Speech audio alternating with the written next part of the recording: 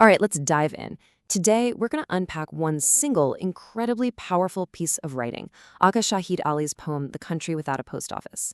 It is just this haunting exploration of loss, of memory, and really what happens when a whole nation's voice gets silenced. So let's get into it.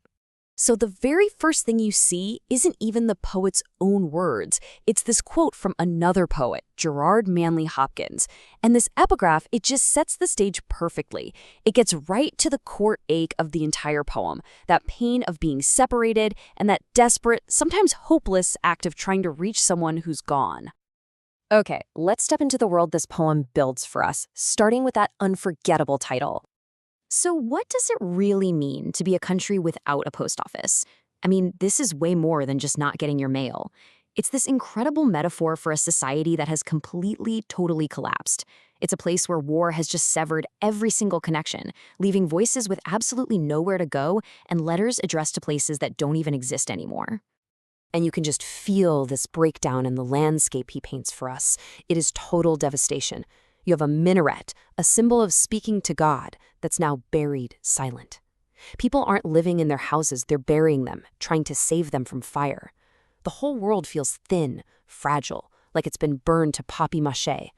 Even the daily call to prayer is gone. It's a world of ghosts. So this totally devastated world, it becomes the backdrop for a really personal search as our narrator makes his way back to this empty land. Right in the middle of all this national tragedy, the speaker's mission is intensely personal. He's not just some observer watching the destruction. He's on a quest. He's looking for one specific person, desperate to understand their silence. Why did the letters just stop coming? But right away, he runs into this very real, very physical wall. Every single post office is boarded up. That central metaphor of the poem becomes a tangible reality he has to face. And this brings him to this just gut-wrenching question. If all the official ways are gone, who's left to carry the messages? Who's going to bridge that gap between the free and the imprisoned, or the living and the lost? And the answer is nobody. There's no one. And as he's searching, he's haunted by this recurring line, what he calls an ash refrain. It's like this whisper of total despair. Maybe it's in his own head, maybe it's the ghost of the person he's looking for, but it keeps insisting. The search is pointless, there's nothing left to find. But you know what? The search isn't a total dead end. It does lead him somewhere.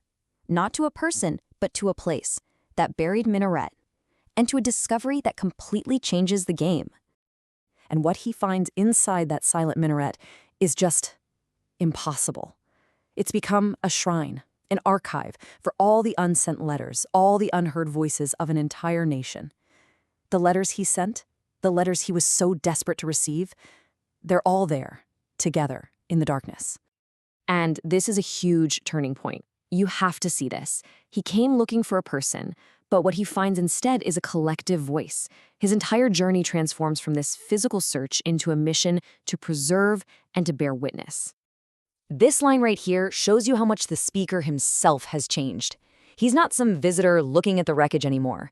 By finding this archive of words, he has fully stepped into the tragedy. He's accepted his place inside the fire, and he's embraced the dark. So, finding this place, it does more than just give him answers. It gives him a whole new purpose, a solemn new job. He basically takes on the role of the new muezzin, but his call is completely different. See, the old muezzin would send a call up to God.